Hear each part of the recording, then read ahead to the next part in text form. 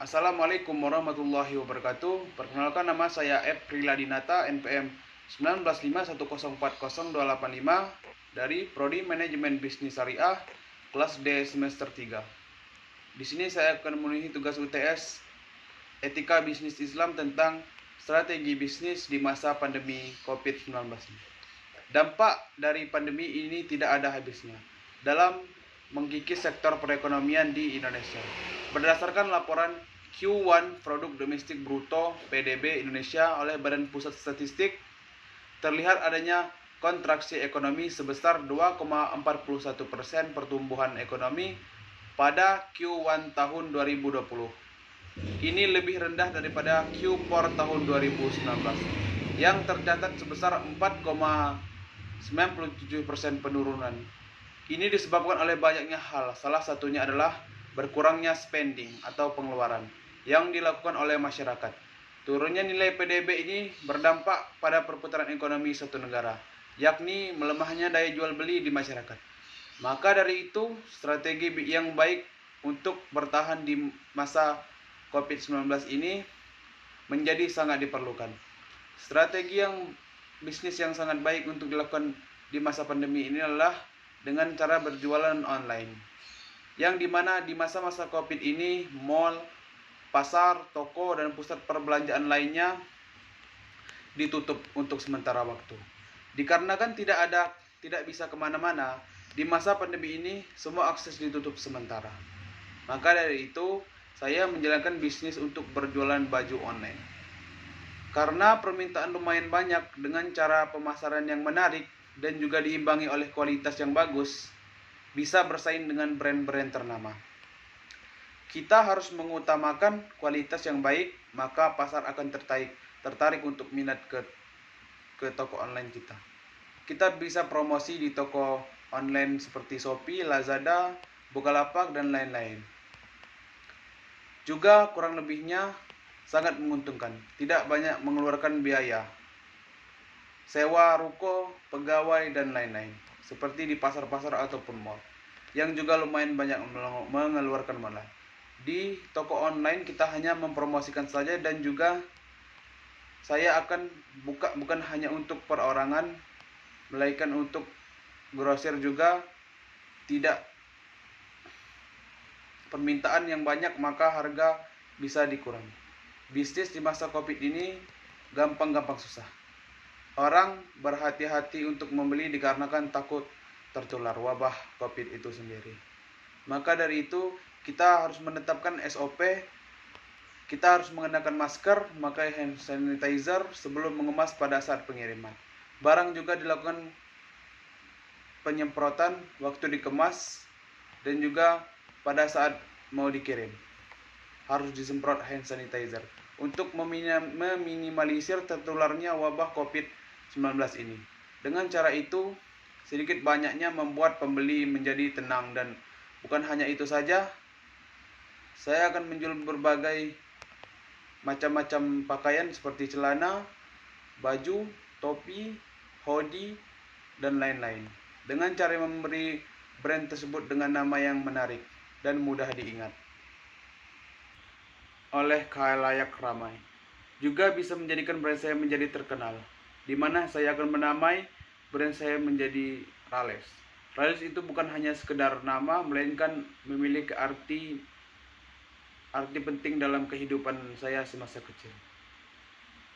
Rales itu sendiri diartikan menjadi Ranau Lembah Seminung, di mana saya semasa kecil tinggal di antara Gunung Seminung dan Danau Ranau. Dengan cara itu saya juga bisa menarik wisatawan datang ke Danau Ranau, sekaligus promosi produk yang saya jual. Dengan didukung oleh pariwisata kabupaten setempat, brand saya bisa naik dan juga diimbangi dengan pariwisata di Danau Ranau semakin terkenal, baik di dalam negeri maupun di luar negeri. Dan juga kita harus melakukan promosi dan kolaborasi yang menarik. Sehubungan dengan dilakukannya transisi bisnis ke sistem online, promosi dan kolaborasi menjadi alat yang sangat penting untuk membangun bisnis online. Saat ini, promosi dapat dilakukan dengan berbagai cara, salah satunya dengan melakukan kolaborasi. Kolaborasi juga dapat memperluas jaringan promosi yang tepat pada sasaran. Selain kolaborasi, promosi juga dapat dilakukan dengan membangun komunitas tersendiri melalui pembuatan konten di media sosial seperti YouTube. Cara lain juga adalah mengatur pengeluaran dengan baik. Selain mengedepankan strategi marketing, perlu juga memperhatikan pengaturan keuangan dengan baik. Situasi ini disebabkan oleh wabah COVID-19 ini telah memaksa semua untuk mengatur ulang sistem keuangan agar bisnis dapat tetap berjalan di tengah pandemi. Membuat proyeksi pengeluaran menjadi salah satu opsi yang dapat diaplikasikan.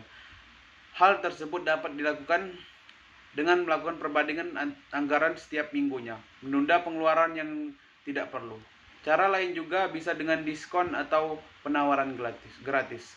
Cara ini mungkin terdengar berlawanan bagi beberapa orang, tetapi jelas cara ini bisa dilakukan. Kita ambil contoh misalnya aplikasi Zoom. Saat ini tidak ada yang tidak kenal dengan aplikasi Zoom.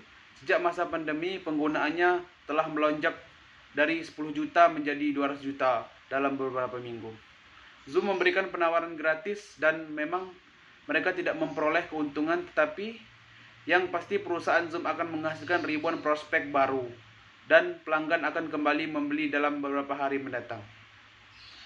Cara lain juga adalah dengan cara menjaga pelanggan lama.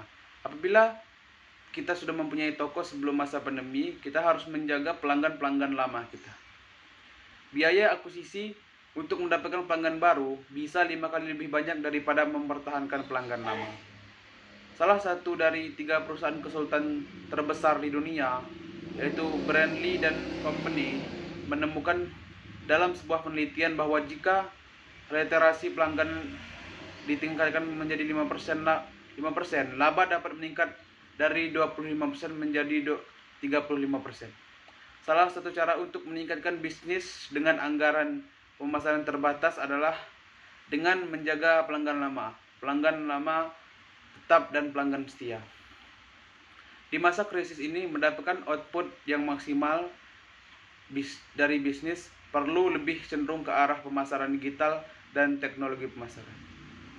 Mempertahankan sebuah bisnis di tengah pandemi tentu bukan hal yang sangat mudah, sehingga diperlukan strategi yang matang, perencanaan marketing, dan pengaturan anggaran yang efektif untuk dapat terus menjaga kestabilan laju bisnis.